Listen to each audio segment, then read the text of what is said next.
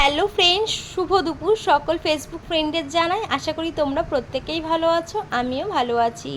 তো আজকে রান্না করব আমি চিকেন। তো মেয়ে অনেক দিন ধরেই বায়না করছে চিকেন খাবে। ও প্রায় দিনই চিকেন খায়, তবু ওর চিকেনই ভালো লাগে। তো প্রথমেই আমি দেখো তেলটাকে গরম করে আলুগুলো ভেজে নিলাম। তারপরে আলু ভাজার যে তেলটুকু ছিল সেই তেলটার মধ্যেই আমি গোটা গরম মশলা, সাদা জিরে আর দুটো তেজপাতা ফোড়ন দিয়ে দিলাম। ফোড়নটা হয়ে যাওয়ার পর এর মধ্যে দিয়ে দিলাম 3-4টে ছোটো ছোটো পেঁয়াজ কুচি। আজকে খুব একটা বেশি মশলা দেব না আমি, কারণ এত গরম, তার মধ্যে মেয়ে যখন চিকেন খেতে চাইছে খুব হালকা মশলায় আমি আজকে চিকেনটা করব। গরমে খেতে ইচ্ছে করে না, কিন্তু মেয়ের আবদার তো শুনতেই হবে, তাই না? মেয়ে যেহেতু খেতে ভালোবাসে, তো তার জন্যই চিকেন করা, যাতে মেয়ে দুটো ভালো একটু ভাত খেতে পারে। ও চিকেনটা হলে একটু খায়, তাছাড়া মাছ তো খেতে চায় না খুব একটা। আর আমার মেয়ে না খাওয়া নিয়ে খুব ঝামেলা করে। তো দেখো তারপরে পেঁয়াজটা ভাজার পরে আমি যে মশলাটা পেস্ট করে রেখেছিলাম, আদা, রসুন, কাঁচা লঙ্কা, এটার পেস্টটা আমি দিয়ে দিলাম। তো তারপরে নুন হলুদ দিয়ে মশলাটাকে বেশ কিছুক্ষণ ভালোভাবে কষিয়ে নেব।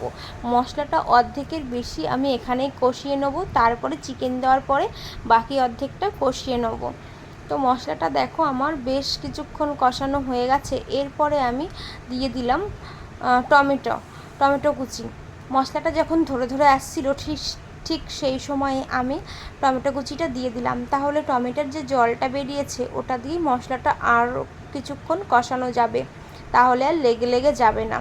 মশলাটা আমার দেখো 50%-এর ওপরে কষানো হয়ে গেছে। তারপরে আমি দিয়ে দিলাম চিকেন। আর আজকে আমি খুব কম তেল মশলায় চিকেনটা করছি। তোমরা দেখতে পাচ্ছ যতটুকু প্রয়োজন ততটাই দিয়েছি, তার বেশি একটুও না। তো মাংসগুলোকে ভালো করে কষিয়ে নেব এইবার মশলাটা দিয়ে।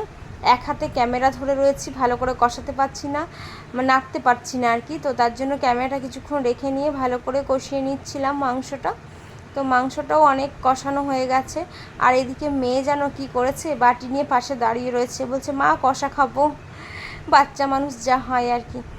তো তারপরে দেখো মাংসটা বেশ কিছুক্ষণ কষানোর পরে এবার আলু ভেজে রেখেছিলাম যে আলুগুলো, সেই আলুগুলো দিয়েও আরও কিছুক্ষণ নাড়াচাড়া করে নিলাম।